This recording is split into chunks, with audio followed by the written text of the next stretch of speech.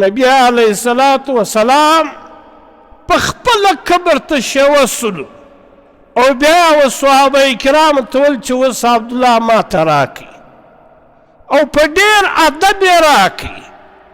نبی علیه الصلاة والسلام په خپل لاس مبارک دا په قبر کې کښېښوی. الله پاک د حضرت عبدالله قدر وکړي که نه کوي و چې جناب محمد رسول الله په قبر کې ایږدي. نبی علیه الصلاة والسلام په دعا کې وفرمیل چې یا الله عبدالله زما هغه ملګری دی چې هر څه یې پر دې دین باندې پرېښول، حتی چې پر دا دین باندې خپل لباس هم پرېښوی او پر دغه دین باندې دی بربند سلو. یا الله زه له عبدالله څخه راضي یم، یا پروردګاره ته هم جل راضي سه. یا به کلمه پرېږدې یا به کور پرېږدې، یا به کلمه خپله یا به دا کور خپله.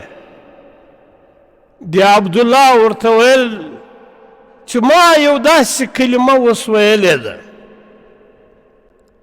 چې دا رقم په سوو کورونه پرېږدم لیکن دا دین نسم پرېښولی. په حدیث شریف کې راځي یو صحابي و عبدالله نوم دی، ذوالجادین یا ذوالجدین دا د ده لقب دی، عبدالله ذوالجادین. دا له مدینې منورې څخه پر یو څه فاصله باندې د ده کور، ډېر ښایسته ځوان و، په مال او دولت کې هم ډېر مالدار و. ده دا واورېده چې په مدینه منوره کې یو سړی دی و انسانانو ته د یوه الله د توحید دعوت ورکوي، نبی دی رسول دی. نو دا ځوان رالی نبی علیه الصلاة والسلام په صحبت کې کښېنستی، الله پاک یې زړه واړوی دا مسلمان سو. ډېره ښایسته ځواني یې وه او ډېر ښه ښایسته لباس به اغوندی. دا به راتلی د نبی علیه الصلاة والسلام په صحبت کې په مجلس کې به کښېنستی، کور یې لیرې و، بیا به تلی، لیکن د ده د کور انسانان چې وو دا د نبی علیه الصلاة والسلام ډېر سخت مخالف و. د ایمان په پټه راوړی د کور انسانان یې نه خبرول، لیکن دوه شیان پټېږي نه. علما کرام وایي چې دوه شیان نه پټېږي، یو عشق بل مشق. عشق او محبت نه پټېږي او بل مشق چې مشق خوشبویي چا لګولی دا نه پټېږي. د کور انسانان دا په ده خبر سو او هغه د دین او د نبی علیه الصلاة والسلام ډېر سخت مخالف ول. د ده پلار نه و، اکا و د کور سربراه. نو د اکا بله شپه ورته ویل چې دا ستا له نقل و حرکته څخه دی معلومیږي لکه تا چې ایمان راوړی دی. د عبدالله ورته ویل هو ما ایمان راوړی دی، ما پر نبی علیه الصلاة والسلام باندې کلمه ویلې.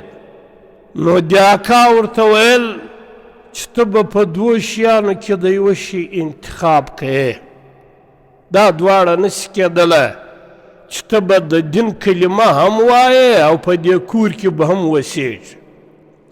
که کلمه وایې پر جناب محمد رسول الله کور به پرېږدې،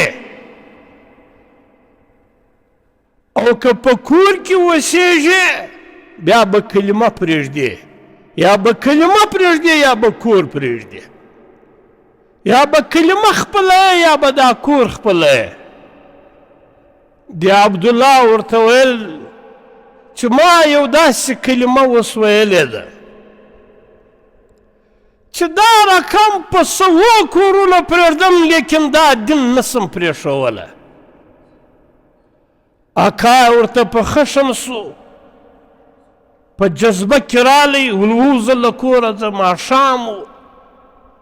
دی چې وتی ول دا لباس هم وکاږه، دا لباس زما په پیسو سوی دی، دا کالی یې جنګ وکړو بربنډ یې کړي. دی لڅ له کوره راووتی، مور بیا هم مور یې په پټه سره خپل څادر او پوړونی ورکړي چې دا پر ځان باندې واچوه. دا عبدالله را ولاړ شو، دا پوړونی یا دا څادر یې دوه ځایه کړي، په یوه باندې لنګ ووي، دا بل یې پر ځان باندې واچوي. ځکه د ده لقب ذوالجادین وګرځېدی، یعنې د دوو تراټو والا. او رالی کور یې پرېښوی. د سهار په لمانځه کې نبي علیه الصلاة وسلام ولیدی. ده و نبي علیه الصلاة وسلام ته دا خپله واقعه بیان که چې زه خو اکا له کوره راوایستم او کپړې هم راځه وکښې. بیا مور دغه څادر راکړي. نبی علیه الصلاة وسلام په مسجد نبوي کې په اصحاب صفه کې شامل کړي چې بس دا هلته اوسه. اوسېدی نبی علیه الصلاة وسلام یو وخت کې په سفر تلي، یو غزا لره. نو دا ملګري چې ورسره تلو د عبدالله هم ورسره روان سو. چې تلي پر لارې د خدای شانو د عبدالله ناجوړه سو، تبه یې سوله، شدیده تبه یې سوله. نبی علیه الصلاة وسلام په خبر سو، حضرت ابوبکر صدیق رضی الله تعالی عنه او حضرت عمر رضی الله تعالی عنه هم له ځانه سره روان کړو چې درځئ د عبدالله پوښتنه وکړو. چې رالو حضرت عبدالله رضی الله تعالی عنه دا آخري وخت و. نبی علیه الصلاة وسلام د ده سر په خپل غیږ مبارک کې کښېښوی او نبی علیه الصلاة وسلام د ده سر په خپل غیږ مبارک کې ایښی و. په دا وخت کې د ده پرواز اوس چې د یو سړي نظر د جناب محمد رسول الله پر چهره لګیږي او په دا وخت کې د ده روح پرواز وکړي. نو دا ډېر لوړ مقام. او چې دی چې وفات سلو، نبي علیه الصلاة وسلام او صحابه کرامو ټول چې غسل ورکړي، خپل پټو یې ورکړي، خپل څادر ول دا د عبدالله کفن وګرځوئ. صحابه کرامو د نبی علیه الصلاة وسلام په مبارک څادر کې د ده کفن ورکړي. شرعي مسله دا ده چې قبر ته به چې څوک ډېر د ده قریب وي د دې میت هغه به شیوه کېږي، هغه بیا په خپل لاس په قبر کې ږدي. نو دلته حضرت ابوبکر صدیق رضی الله تعالی عنه هم و، حضرت عمر رضی الله تعالی عنه هم و. لیکن نبی علیه الصلاة وسلام ویل چې د عبدالله بل قریب نسته، نن یې زه قریب یم. نبی علیه الصلاة وسلام په خپله قبر ته شیوه سلو او بیا و صحابه کرامو ته ویل چې اوس عبدالله ما ته راکړي او په ډېر ادب یې راکړي. نبی علیه الصلاة وسلام په خپل لاس مبارک دا په قبر کې کښېښوی. الله پاک د حضرت عبدالله قدر وکړي که نه کوي و چې جناب محمد رسول الله په قبر کې ږدي. او بیا چې دی دفن کړي، د جنازې لمونځ نبي علیه الصلاة وسلام ورکړي او بیا چې دی دفن کړي، بیا چې د ده پر قبر باندې نبی علیه الصلاة وسلام کومه دعا کوله، حضرت عمر رضی الله تعالی عنه به ویل چې نبی علیه الصلاة وسلام داسې دعا وکړه چې زما په زړه کې دا تمنا پیدا سوه چې کاش چې نن د عبدالله پر ځای باندې زه په دا قبر کې وای او جناب محمد رسول الله دا دعا زما دپاره کړې وای.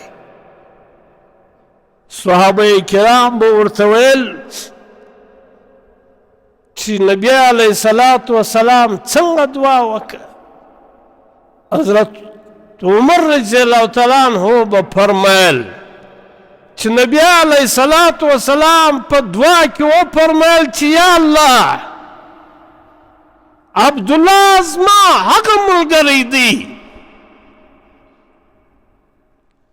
چې هر څه یې پر دې دین باندې پرېښول، حتی چې پر دا دین باندې خپل لباس هم پرېښوی او پر دغه دین باندې دی بربند سلو.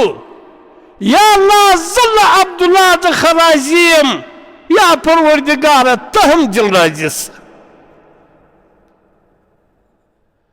که چیرې موږ